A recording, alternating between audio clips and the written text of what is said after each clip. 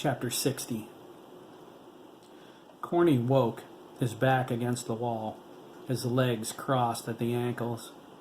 He rested, but not very well. Nightmares of Oliver getting shot filled his sleeping mind. He shut his eyes, trying to clear the images. They played havoc with his emotions.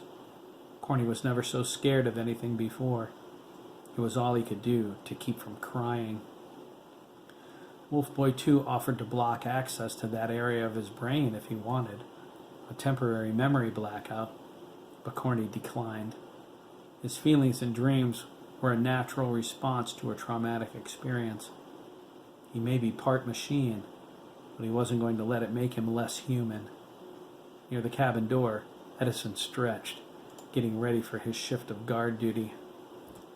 Corny grunted. Edison's going to love it, he thought, remembering his shift. It was quite liberating. He bioscanned the Colonel, Darcy, and Daniel. They would recover from the gas soon. That was good. The sergeant was frustrated. His repeated attempts to revive them failed.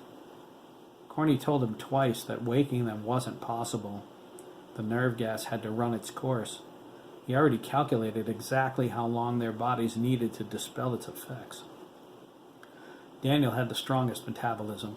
He would recover a full half hour before the others. When he woke, Corny was sure he would be angry. The complex hadn't moved against them. It was unlikely they would, with the storm and the circumstances. Tom and the doctors were ill-equipped for combat. After Corny's last incursion into the security system, they were too busy to worry about attacking. They were focused on defense, scrambling to make sure he couldn't gain access again. That frustrated him. He would have to hardwire himself into the network now. Dr. McAllister surely encrypted TCOS access.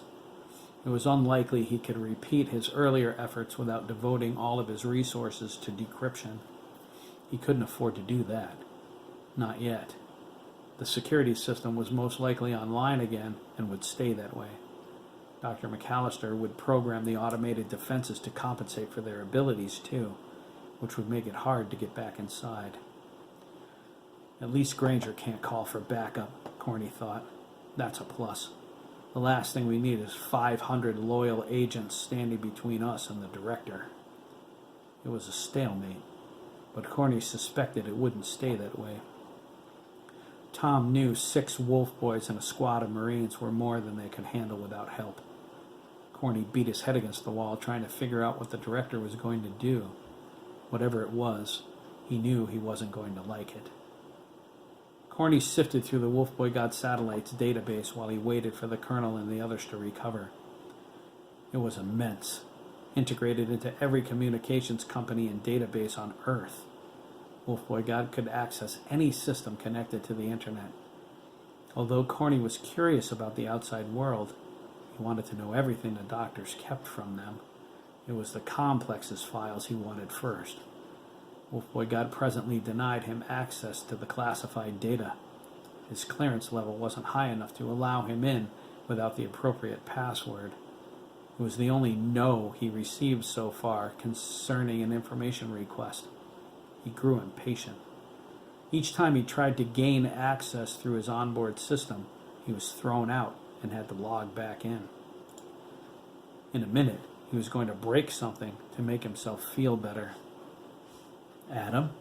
Corny asked, frustration in his voice. "You don't want to know," Adam replied. He laid on his bunk with his back to Corny. "I haven't asked anything yet," Corny said. Adam rolled over and looked at him, his silver eyes sympathetic. He asked, "Haven't you ever wondered why I was always so angry?" "It's in your genes, right?" Corny sarcastically asked. Adam leaned up. "No, dumbass," he snapped. "I've been in those files, the ones you're trying so hard to access." Dana asked, "Why didn't you tell us about this, Adam?" "What for?" Adam asked, lying back with his hands behind his head. "You wouldn't have believed me." "We might have," Kelly said.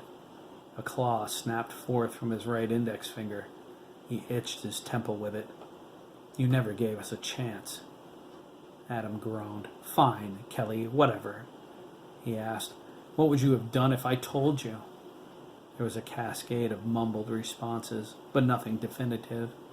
Adam grunted. I thought so. That's all water under the bridge, boys, the sergeant said. He was on the floor, his large tree trunk forearms crossed over his chest. You have other things to worry about. He's right, Corny agreed. Like the files. I want access to them, Adam. Right now. Adam snapped upright, his eyes filling with anger. You want them, McCall? He growled, his fangs extending. Fine. Just remember, you asked for it. Digital lines of code raced across Adam's silver corneas as he forced an uplink between him and his pack brothers. The same codes reflected on their eyes. Adam guided them into Wolfboy God's decryption program. He demonstrated how he broke into the files. They nodded in unison at the simplicity. After that, rather than let them spend hours decrypting the files Corny wanted, Adam provided them with the passwords. Wolfboy God gave them the information Corny requested. It downloaded the files to them. Their onboard units stored them in wetware. Thanks, Corny said. Don't thank me, Adam replied, getting up and walking outside. You're going to wish you didn't make me do that. He slammed the door before anyone could say anything. He sat down in the snow.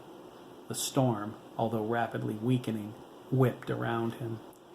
Corny shook his head as a realization came to him. He looked at Kelly, who gestured questioningly. He's protecting us, Corny said. Adam? Mitchell asked. Yeah, Kelly replied. Who would have thought it? Oliver, Dana whispered, pushing his long, light brown bangs out of his eyes. Oliver would have. They grew silent. Corny shut out his fears about Oliver once again. He wasn't going there. As long as there was hope, he wasn't giving in to despair. Instead, he mentally ran through the file folders Wolfboy God downloaded to him. Each word on each page cut through his mind like a razor blade. The faster he read, the faster they slashed and slashed